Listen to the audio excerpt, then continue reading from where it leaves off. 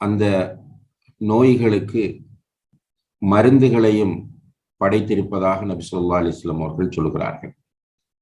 மா அன்ஸலல்லாஹு தாஅன் இல்லா அன்ஸல லஹு தவா.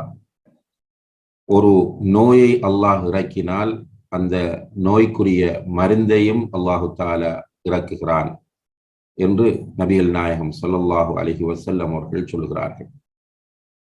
அதே போல ததாவு, நீங்கள் நோய்க்கு வைத்தியம் செய்யுங்கள், சிகிச்சை செய்யுங்கள் என்று அல்லாஹுடைய தூதர் ஸல்லல்லாஹு அலைஹி வஸல்லம் அவர்கள் கட்டளையிடுகிறார்கள். இப்போ பொதுவாக அன்புள்ள சகோதர சகோதரிகளே, நோய் என்பது ஒரு சோதனையாகும். அதே நேரத்தில் அதிலே அல்லாஹ் பல நலவுகளையும் நமக்கு வைத்திருக்கிறார். அந்த நோய்களுக்கு நாம் செய்யக்கூடிய வைத்திய முறைகளை பொறுத்தவரையில் இரண்டு விதமான வைத்திய முறைகளை நபிகள் நாயகம் ஸல்லல்லாஹு அலைஹி வஸல்லம் அவர்கள் நமக்கு அறிமுகப்படுத்தி இருக்கிறார்கள். ஒன்று பௌதீக ரீதியான வைத்திய முறை. உதாரணமாக தேன் சாப்பிடுவதை ஸல்லல்லாஹு அலைஹி வஸல்லம் அவர்கள் ஒரு மருந்தாக அடையாளப்படுத்தினார்கள். அதே போல கருஞ்சீரகத்தை ஒரு மருந்தாக அல்லாஹுடைய தூதர் ஸல்லல்லாஹு அலைஹி வஸல்லம் அவர்கள் சொன்னார்கள். ஹிஜாமா என்கிற கப்பிங் தெரப்பி, அதை ஒரு நிவாரண முறையாக அல்லாஹுடைய தூதர் ஸல்லல்லாஹு அலைஹி வஸல்லம் அவர்கள் சொன்னார்கள். இவ்வாறு பல்வேறு பௌதீக ரீதியான மருத்துவ முறைகளை நபி ஸல்லல்லாஹு அலைஹி வஸல்லம் அவர்கள் நமக்கு அடையாளப்படுத்தி இருக்கிறார்கள். அதை வைத்து இன்று மருத்துவம் பல கோணங்களில் வளர்ச்சி அடைந்திருப்பதை நாம் எல்லோரும் அறியக்கூடியதாக இருக்கிறது. அதே நேரத்தில் இன்னும் ஒரு மருத்துவ முறையாக ஆன்மீக ரீதியான மருத்துவ முறையையும் நபிகள் நாயகம் ஸல்லல்லாஹு அலைஹி வஸல்லம் அவர்கள் நமக்கு அடையாளப்படுத்துகிறார்கள். அந்த ஆன்மீக ரீதியான மருத்துவ முறைதான் ருக்யா ஷரய்யா என்று சொல்லக்கூடிய இந்த மருத்துவ முறையாகும். பொதுவாக சில கிராமங்களிலே ஓதி ஊதுதல், ஓதி பார்த்தல் என்றெல்லாம் இதற்கு அவர்கள் பெயர் சொல்லுவார்கள். இந்த ருக்யா ஷரய்யா என்பது, அதாவது ருக்யா என்பது நபிகள் நாயகம் ஸல்லல்லாஹு அலைஹி வஸல்லம் அவர்கள் தூதராக வருவதற்கு முன்னிருந்தே அரபிகளிடம் நடைமுறையில் இருந்த ஒரு மருத்துவ முறையாக காணப்படுகிறது. இந்த ருக்யாவை பொறுத்தவரையில் நபி ஸல்லல்லாஹு அலைஹி வஸல்லம் அவர்கள் சில நேரங்களில் ருக்யாவை தடை செய்தார்கள். அதாவது இந்த ஆன்மீக ரீதியான ருக்யாவை ரசூலுல்லாஹி அலைஹி வஸல்லம் அவர்கள் தடை செய்கிறார்கள். பிறகு சஹாபாக்கள் வந்து கேட்கிற போது அல்லாஹுடைய தூதர் சொன்னார்கள், இஅரிது அலைய ருகாக்கும், உங்களிடம் இருக்கக்கூடிய அந்த ருக்யாக்களை எனக்கு காண்பியுங்கள். லா பஅஸ பிர்ருகா மா லம் யகுன் ஃபீஹி ஷிர்குன், இந்த ருக்யாவிலே ஷிர்க் இல்லை என்றிருந்தால் அதை பயன்படுத்துவதில் பிழை இல்லை, பிரச்சனை இல்லை என்று அல்லாஹுடைய தூதர் ஸல்லல்லாஹு அலைஹி வஸல்லம் அவர்கள் சொல்லக்கூடிய இந்த ஹதீஸை சஹீஹ் முஸ்லிமிலே நாம் பார்க்கக்கூடியதாக இருக்கிறது. பிறகு அதாவது ஜாஹிலிய காலத்தில் இருந்த ருக்யா முறைகளை பொதுவாக பயன்படுத்துவதை அல்லாஹுடைய தூதர் ஸல்லல்லாஹு அலைஹி வஸல்லம் அவர்கள் தடை விதித்துவிட்டு, அதிலே ஷிர்க் இல்லாமல் இருக்குமாக இருந்தால் அதை பயன்படுத்தலாம் என்கிற ஒரு அனுமதியையும் சஹாபாக்களுக்கு கொடுக்கிறார்கள். அதே நேரத்தில் அவர்கள் பல்வேறு ருக்யா முறைகளை அடையாளப்படுத்துகிறார்கள். அந்த அடிப்படையில் சஹாபாக்களை ருக்யா செய்வதற்கு அல்லாஹுடைய தூதர் ஸல்லல்லாஹு அலைஹி வஸல்லம் அவர்கள் என்கரேஜ் பண்ணியிருக்கிறார்கள்.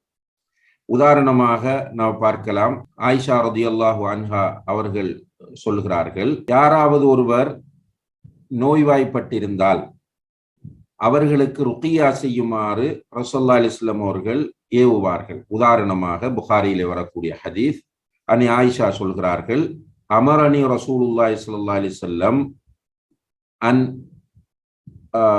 அமர அன் யுஸ்தர்கா மினல் ஐன், எனக்கு நபி ஸல்லல்லாஹு அலைஹி வஸல்லம் அவர்கள் ருக்யா செய்ய கேட்குமாறு கட்டளையிட்டார்கள் என்று சொல்கிறார்கள். அதாவது இந்த ஹதீஸ் புகாரியிலே வருகிறது. ஒருவருக்கு அன்னை ஆயிஷா ரலியல்லாஹு அன்ஹா அவர்களுக்கு சொல்கிறார்கள், உனக்கு ஏதாவது பிரச்சனை என்றால் ஒருவரிடம் நீ ருக்யாவை கேட்கலாம் அல்லவா என்று ஆலோசனை கொடுக்கிறார்கள். அதே போல உம்மு சலமா ரலியல்லாஹு அன்ஹா அவர்கள் சொல்லக்கூடிய ஒரு செய்தி புகாரி முஸ்லிமிலே பதிவு செய்யப்பட்டிருக்கிறது. நபி ஸல்லல்லாஹு அலைஹி வஸல்லம் அவர்கள் உம்மு சலமாவுடைய வீட்டிலே ஒரு அடிமை பெண்ணை பார்க்கிறார்கள். அவருடைய முகத்திலே ஒரு மஞ்சள் போன்று இருக்கிறது. அந்த பெண்ணுடைய முகத்திலே மஞ்சள் ஏற்பட்டது போன்று காட்சி அளிக்கிறது. ரசூலுல்லாஹி அலைஹி வஸல்லம் அவர்கள் சொன்னார்கள், இஸ்தர்கூ லஹா ஃபஇன்ன பிஹன் நத்ரா, இந்த பெண்ணுக்கு நீங்கள் ருக்கியா செய்யுமாறு கேளுங்கள், ஏனென்றால் இந்த பெண்ணுக்கு கண் திருஷ்டி ஏற்பட்டிருக்கலாம் என்று சொன்னார்கள். இந்த ஹதீஸ் புகாரி முஸ்லிமிலே பதிவு செய்யப்பட்டிருப்பதை நாம் பார்க்கிறோம். இவ்வாறு ரசூல் ஸல்லல்லாஹு அலைஹி வஸல்லம் அவர்கள் சஹாபாக்களை ருக்கியாவின் பால் என்கரேஜ் பண்ணியிருக்கிறார்கள், ஆர்வமூட்டி இருக்கிறார்கள் என்பதை இந்த ஹதீஸ்களில் இருந்து நாம் புரிய முடிகிறது. அதே போல ரசூல் ஸல்லல்லாஹு அலைஹி வஸல்லம் அவர்களும் தனக்கும் சஹாபாக்களுக்கும் ருக்கியா செய்யக்கூடியவர்களாகவும் இருந்திருக்கிறார்கள். உதாரணமாக அன்னை ஆயிஷா ரலியல்லாஹு அன்ஹா அவர்கள் சொல்கிறார்கள், அன்ன ரசூலல்லாஹி ஸல்லல்லாஹு அலைஹி வஸல்லம் கான இதஷ்தகா யக்ரஉ அலா நஃப்ஸிஹி பில் முஅவ்விதாத் வ யன்ஃபுஸ். ரசூல் ஸல்லல்லாஹு அலைஹி வஸல்லம் அவர்களுக்கு ஏதாவது நோய்கள் வருத்தங்கள் ஏற்பட்டால் அவர்கள் முஅவ்விதாத்தை ஓதி, முஅவ்விதாத் என்பதற்கு விளக்கம் சொல்லும் போது இமாம் இப்னு ஹஜர் ரஹிமஹுல்லாஹ் அவர்கள் குல் ஹுவல்லாஹு அஹத், குல் அஊது பிரப்பில் ஃபலக், குல் அஊது பிரப்பின் நாஸ் ஆகிய சூறாக்கள் தான் முஅவ்விதாத் என்று பன்மையிலே குறிப்பிடப்பட்டிருக்கிறது என்று சொல்கிறார்கள். இந்த சூறாக்களை ஓதி அதை ஓதிவிட்டு ஊதுவார்கள். فلما اشتد وجعه كنت أقرأ عليه وأمسه بيده رجاء بركتها. ரசூலுல்லாஹி அலைஹி வஸல்லம் அவர்கள் மரண தருவாயில் இருக்கும் போது வருத்தம் கடுமையாக இருந்தது அவர்களுக்கு. எனவே நான் அவர்களுக்கு அதை ஓதி அவர்களுடைய கைகளிலே ஊதி அதை தடவுவேன் என்று அன்னை ஆயிஷா ரலியல்லாஹு அன்ஹா அவர்கள் சொல்கிற அந்த செய்தி சஹீஹுல் புகாரியிலே இடம்பெற்றிருப்பதை நம்ம பார்க்கிறோம். ரசூல் ஸல்லல்லாஹு அலைஹி வஸல்லம் அவர்கள் தனக்கு ஒரு நோய் அல்லது ஒரு பிரச்சனை ஏற்படுகிற போது ருக்கியா செய்திருக்கிறார்கள் என்பதை இந்த ஹதீஸ் நமக்கு சொல்கிறது. அதே போல ஆயிஷா ரலியல்லாஹு அன்ஹா அவர்கள் சொல்லுகிற இன்னும் ஒரு செய்தி, கான ரசூலுல்லாஹி ஸல்லல்லாஹு அலைஹி வஸல்லம் இதா மரித அஹதும் மின் அஹ்லிஹி நஃபஸ அலைஹி பில் முஅவ்விதாத். அவர்களுடைய குடும்பத்தில், நபி ஸல்லல்லாஹு அலைஹி வஸல்லம் அவருடைய குடும்பத்தில் யாராவது நோய்வாய்ப்பட்டால் அவர்களுக்கு முஅவ்விதாத் என்று சொல்கிற குல் சூறாக்கள் மூன்றையும் ஓதி ஊதுவார்கள் என்பதை ஆயிஷா ரலியல்லாஹு அன்ஹா அவர்கள் சொல்கிறார்கள். இந்த ஹதீஸ் சஹீஹ் முஸ்லிமிலே பதிவு செய்யப்பட்டிருப்பதை பார்க்கிறோம். அதே போல அன்புள்ள சகோதர சகோதரிகளே, அன்னை ஆயிஷா ரலியல்லாஹு அன்ஹா அவர்களை அறிவிக்கிற இன்னும் ஒரு செய்தி, அவர்கள் சொல்லுகிறார்கள், கான தஷ்தகா ரசூலுல்லாஹி ஸல்லல்லாஹு அலைஹி வஸல்லம் ரகாஹு ஜிப்ரீல். ரசூல் ஸல்லல்லாஹு அலைஹி வஸல்லம் அவர்கள் ஏதாவது நோய்களால் பீடிக்கப்பட்டு சிரமப்பட்டால் ஜிப்ரீல் அலைஹிஸ்ஸலாம் அவர்கள் அவர்களுக்கு ருக்கியா செய்வார்கள். நபி ஸல்லல்லாஹு அலைஹி வஸல்லம் அவர்களுக்கு ஜிப்ரீல் அலைஹிஸ்ஸலாம் அவர்கள் ருக்கியா செய்வார்கள் என்று அந்த ருக்கியாவினுடைய வாசகத்தையும் சொல்லி காட்டுகிறார்கள். ஜிப்ரீல் அலைஹிஸ்ஸலாம் அவர்கள் செய்த ருக்கியா, பிஸ்மில்லாஹி யுப்ரீக் வமின் குல்லி தாஇன் யஷ்ஃபீக் வமின் ஷர்ரி ஹாசிதின் இதா ஹஸத் வ ஷர்ரி குல்லி தி ஐன் என்று ஜிப்ரீல் அலைஹிஸ்ஸலாம் அவர்கள் ரசூல் ஸல்லல்லாஹு அலைஹி வஸல்லம் அவர்களுக்கு ருக்கியா செய்தார்கள் என்று சொல்கிறார்கள். இந்த ஹதீஸ் சஹீஹ் முஸ்லிமிலே பதிவு செய்யப்பட்டிருப்பதை காணுகிறோம்.